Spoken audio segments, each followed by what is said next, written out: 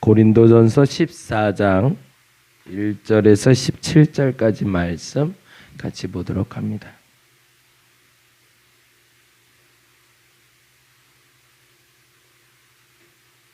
고린도전서 14장 1절에서 17절까지 같이 한 목소리로 읽겠습니다. 사랑을 추구하며 신령한 것들을 사모하되 특별히 예언을 하려고 하라. 방언을 말하는 자는 사람에게 하지 아니하고 하나님께 하나니 이는 알아듣는 자가 없고 영으로 비밀을 말함이라.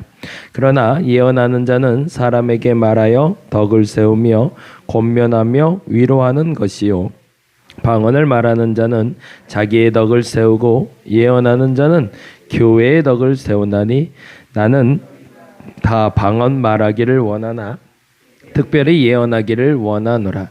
만일 방언을 말하는 자가 통역하여 교회의 덕을 세우지 아니하면 예언하는 자만 못하니라. 그런즉 형제들아 내가 너희에게 나아가서 방언으로 말하고 계시나 지식이나 예언이나 가르치는 것으로 말하지 아니하면 너희에게 무엇이 유익하리요. 혹 필이나 검은고와 같이 생명 없는 것이 소리를 낼 때에 그 음의 분별을 나타내지 아니하면 필이 부는 것인지 검은고 타는 것인지 어찌 알게 되리요. 만일 나팔이 분명하지 못한 소리를 내면 누가 전투를 준비하리요. 이와 같이 너희도 혀로서 알아듣기 쉬운 말을 하지 아니하면 그 말하는 것을 어찌 알리요. 이는 허공에다 말하는 것이라. 이같이 세상에 소리의 종류가 많으나 뜻없는 소리는 없나니 그러므로 내가 그 소리의 뜻을 알지 못하면 내가 말하는 자에게 외국인이 되고 말하는 자도 내게 외국인이 되리니 그러므로 너희도 영적인 것을 사모하는 자인즉 교회의 덕을 세우기 위하여 그것이 풍성하기를 구하라. 그러므로 방언을 말하는 자는 통역하기를 기도할지니 내가 만일 방언으로 기도하면 나의 영이 기도하거니와 나의 마음은 열매를 맺지 못하리라. 그러면 어떻게 할까? 내가 영으로 기도하며 내가 영어로 찬송하고 또 마음으로 찬송하리라.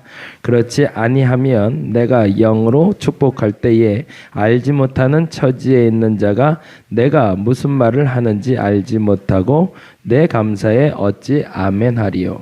너는 감사를 잘하였으나 그러나 다른 사람은 덕세움을 받지 못하리라. 아멘. 아멘. 오늘은 방언 얘기를 조금 좀 할게요. 오해 없이 함께 들었으면 좋겠고요.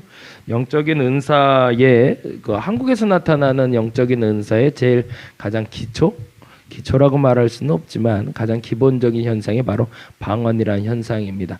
근데 먼저 요 얘기는 먼저 하고 넘어가야 되는데요. 그게 뭐냐면 14절에서 15절인데 14절 15절만 먼저 체크를 좀 해놓습니다.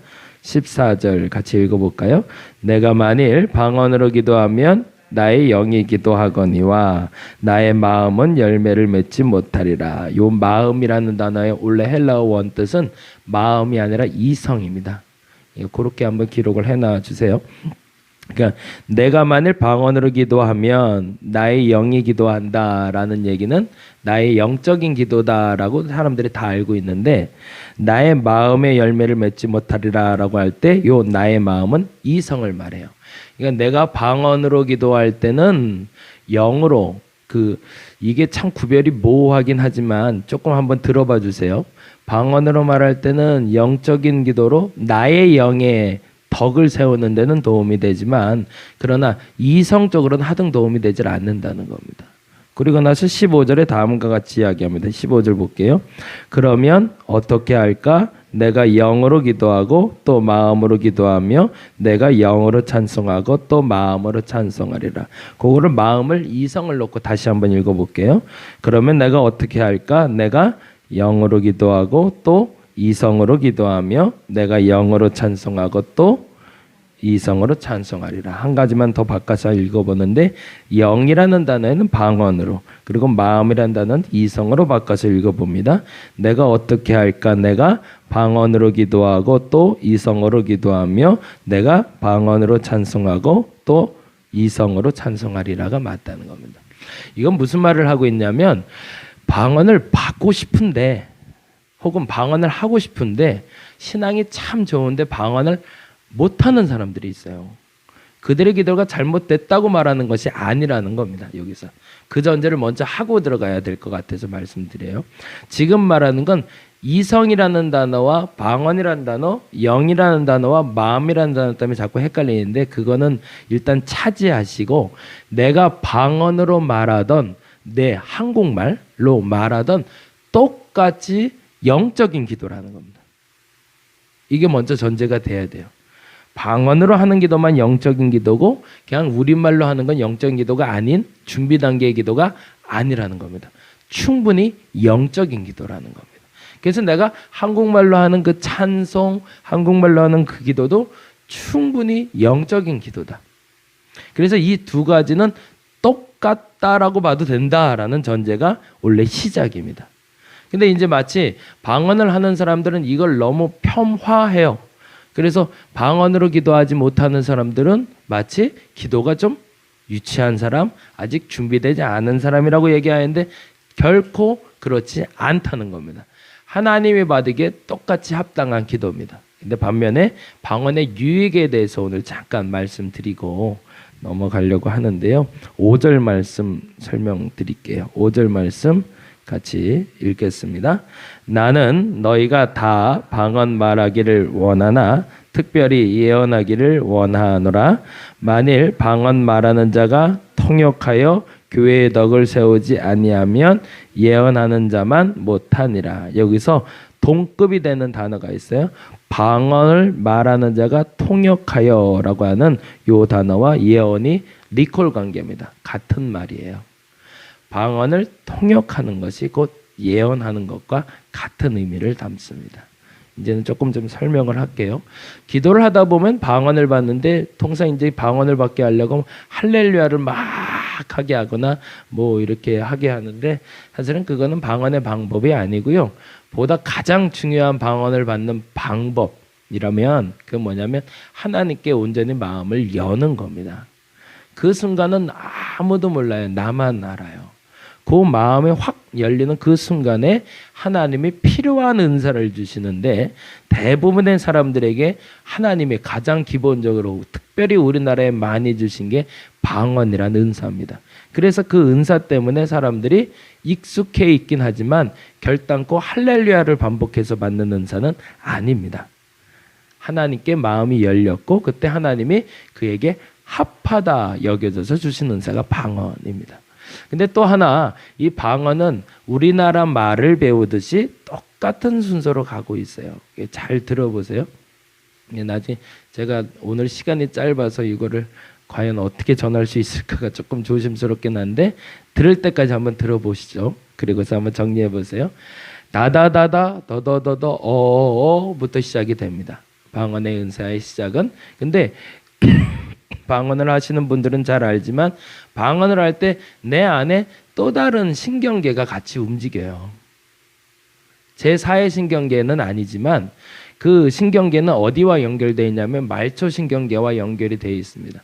그러니까 어린아이 같은 경우는 오줌 마린 느낌 드는 그 신경계, 그리고 성인의 같은 경우에는 성적인 일을 경험할 때 움직이는 신경계가 같이 움직입니다.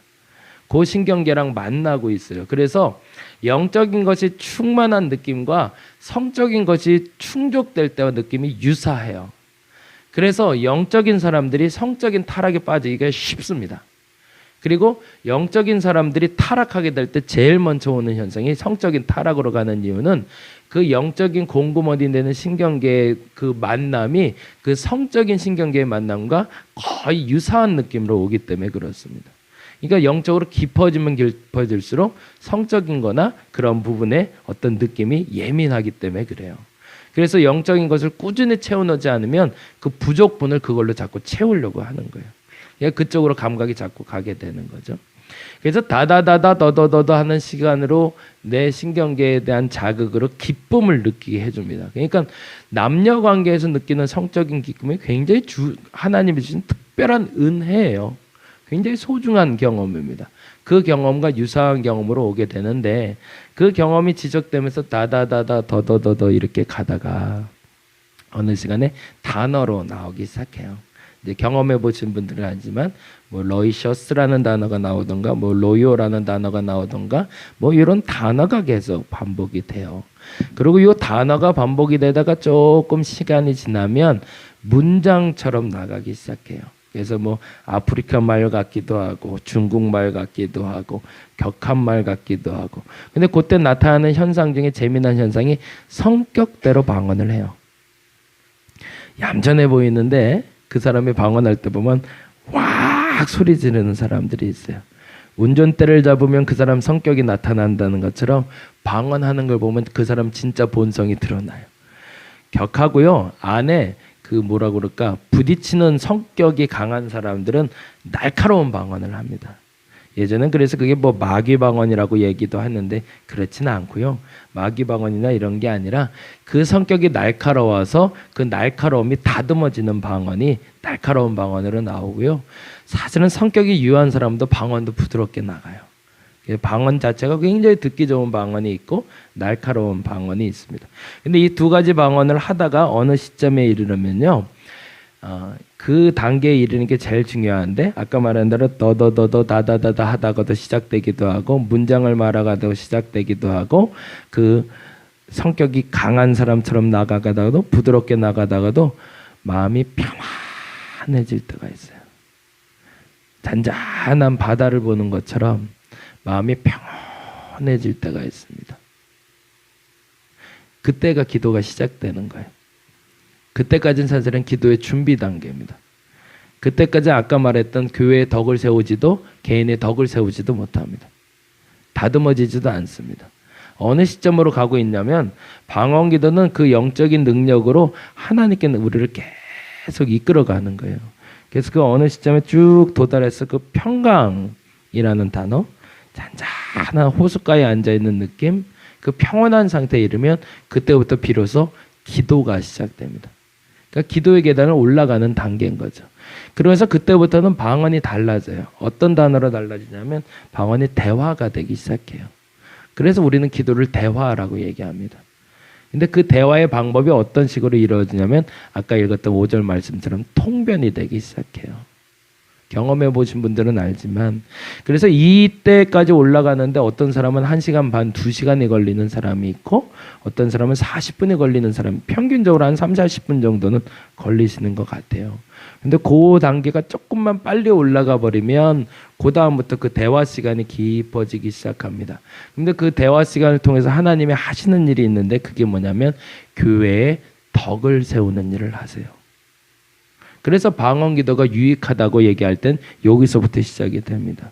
근데 사람들이 대부분 못하는 게요. 바빠서 그 이상의 기도를 멈추고 가요. 그 대다수의 기도가 어디서 가냐면 다다다다더더더 하면서 막 날카로워지고 부드러워지고 요 관계에서 본인의 감정의 평안함이 찾아오면 기도에 응답됐다 생각하고 가요. 근데 아직은 도달하지 않은 기도입니다. 혹여 이제 방언 기도 하시는 분들은 그 단계를 좀 넘어서 주시기 바랍니다. 그래서 그 단계가 넘어서서 그 평정심이 드는 그 단계부터 기도가 깊어지는 거거든요. 그때까지는 자신의 유익도 교회의 유익도 되지 않는 단계예요. 단지 감정이 추스러지는 단계거든요. 그 단계 다음 단계까지 기도를 하려면 제일 먼저 필요한 건 시간이에요. 시간. 방언에 대해서. 그 다음 단계부터는 일어나는 현상은요. 아주 재미난 현상들이 나타나기 시작하는데 예언이라는 단어를 통해서 앞으로 일어날 일, 지금 일어날 일에 대해서도 알게 되기도 하지만 지금까지 내가 물었던 질문에 대한 대답을 듣기도 하고요. 그 날 이후부터 우리에게 각양각색의 은사의 모습들이 나타나기 시작합니다. 신유도 마찬가지고요. 그리고 뭐 환상을 보는 것도 마찬가지고 여러 가지 영적인 은사들을 그때부터는 분별할 수가 있게 돼요. 근데 그 단계까지 가지 못하고 항상 거기서 멈추면은 어떤 일이 벌어지기 시작하냐면 방언으로 익숙했던 내가 그 방언조차도 의심하기 시작하고 더 이상 기도가 깊어지지 않게 됩니다. 오히려 그러면서 나는 방언을 한다고 생각하기 때문에 아이들에게 시켜보면 중고등학교 때 방언 받은 애들이 고등학교 대학교 갈 때까지 방언이 변하지 않는 애들이 있어요. 그냥 늘 그 상태인 애들이 있어요. 그래서 제가 부탁드리는 게, 그래서 중고등부 수련회 때 혹은 아동부 수련회 때 방언 받은 애들 보고 계속 기도하라고 하는 이유도 거기에 있습니다. 그 단계를 넘어서 줘야 되거든요. 그때는 빨리 넘어가기 때문에. 근데 그 단계를 못 넘기고 그냥 방언 체험만 하고 끝나는 경우가 허다해요. 오늘 이 시간에 혹이 방언하시는 분들은 조금 더 깊이 기도하시면서 한번 경험을 다시 한번 해주시고요. 방언은 꼭 소리내서 기도해서 받는 것은 아닙니다. 참고로 그거는 제가 제 곁에 가장 가까운 사람이 그렇게 받은 사람이 있기 때문에 그래요. 저희 집사람은 아니고 제 가까운 사람이 정말 묵상 기도하듯이 중얼중얼 하다 방언 받은 분이 있거든요. 충분히 임합니다. 언제 임하는 거기 때문에 할렐루야를 많이 해서 임하는 게 아니라 하나님께 마음이 팍 열렸을 때 그 사람에게 꼭 필요하다고 주시는 게 그 은사이기 때문에. 오늘은 여기까지 잠깐 설명을 하고요. 다음에 시간이 있을 때 방언에 대한 이야기를 한번 좀 드렸으면 좋겠는데, 그런 면에서 방언은 매우 유익합니다. 한번 기도해 보셨으면 좋겠어요. 그래서 혹여 하지 못하는 분이 있다면 사모해 보시면 보다 더 유익이 될 것 같습니다. 오늘 한번 방언으로 기도해 보시고, 방언을 못하는 분들은 방언을 달라고 한번 요청해 보셔서 그 다음 단계의 기도로 이룰 수 있기를 간절히 바랍니다. 기도하겠습니다. 주어진 시간에 기도해야 되는데 기도 준비만 하다 가는 사람들이 있습니다. 다다다다더더더 물론 좋지요. 그건 방언을 받은 체험이고 방언 체험으로 끝나는 기도 시간이 아니라 방언을 통해서 하나님의 마음에 도달하는 기도를 하게 하여 주옵소서. 그러기에는 시간이 좀 필요합니다. 그 깊이 있는 시간 속에 내가 들어가게 하여 주옵시고 하나님과 대화하며 예언도 하나님의 말씀도 받는 귀한 시간 되게 하여 주시옵소서. 짧은 시간이라 많이 전하진 못했지만 들어야 될 것들 잘 듣게 하여 주옵시고 저들의 귀가 열렸을 때 하나님 은혜를 허락하여 주시옵소서. 감사합니다. 고마우신 예수님 이름으로 기도드렸습니다. 다 같이 기도하고 돌아가도록 하겠습니다.